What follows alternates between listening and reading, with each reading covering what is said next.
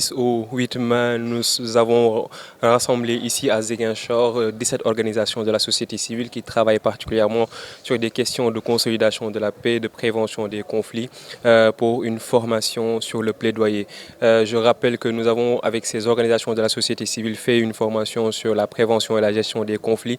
Ensuite, sur une formation sur l'intégration du genre dans les mécanismes de consolidation de la paix. Et aujourd'hui, pour le troisième module, nous parlons de plaidoyer parce qu'il est utile pour nous, après avoir permis à ces organisations d'avoir les outils qui leur permettent de travailler sur le terrain pour prévenir les conflits et consolider la paix, mais aussi d'avoir aussi des outils de pression et d'influence pour pouvoir inviter les décideurs à prendre les décisions adéquates pour entretenir la paix, permettre aux femmes d'avoir accès à des financements au niveau de l'entrepreneuriat, mais aussi permettre à des jeunes d'être inclus dans les processus de prise de décision. Donc tous ces éléments-là sont pris en compte dans ce module sur le plaidoyer. Les participants sont venus de Ziguinchor, de Kolda, de Bignona, donc dans l'essentiel des régions du sud du Sénégal et de Sédhiou aussi. Ils sont là, nous sommes en train de travailler avec ces différentes organisations depuis 2022 lors de notre première formation sur la prévention et la gestion des conflits.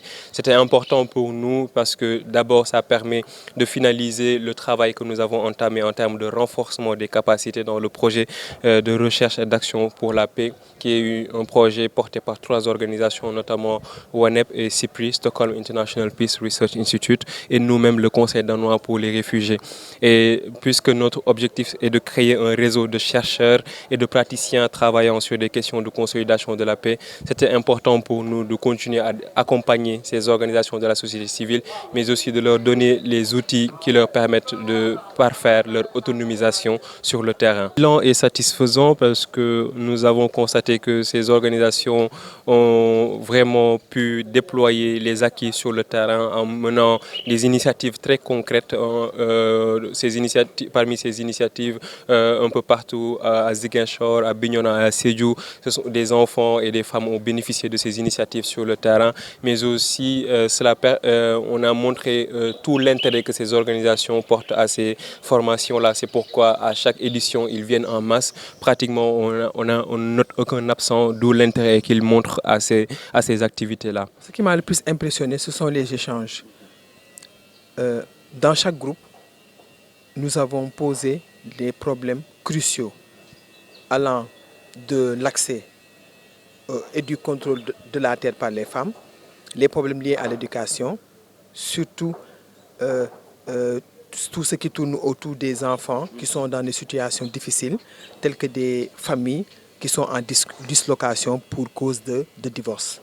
Alors, ce sont vraiment des sujets d'actualité et tout ce qui a eu comme interaction nous a été d'une grande utilité et nous avons effectivement pu relever les véritables problèmes, mais aussi nous avons pu décliner les stratégies qui nous permettraient de mener à bien les plaidoyers. En 3 jours, ce qu'on peut retenir aujourd'hui, c'est que essentiellement nous avons aujourd'hui une capacité de pouvoir faire une analyse d'approche sur l'identification des acteurs et la définition des problèmes cruciaux et éventuellement déterminer les solutions à travers lesquelles les communautés peuvent transcender certaines questions liées au conflit. Donc c'est sur cet aspect-là que nous venons de travailler. Et j'ai beaucoup apprécié la démarche parce qu'elle a été plus ou moins pratique. Depuis le début, nous avons travaillé sur des outils pratiques, des exercices pratiques qui permettent aujourd'hui, depuis les 3 jours, de construire et de produire des outils propres à nous, à partir desquels nous pouvons, au niveau de la base, les répliquer.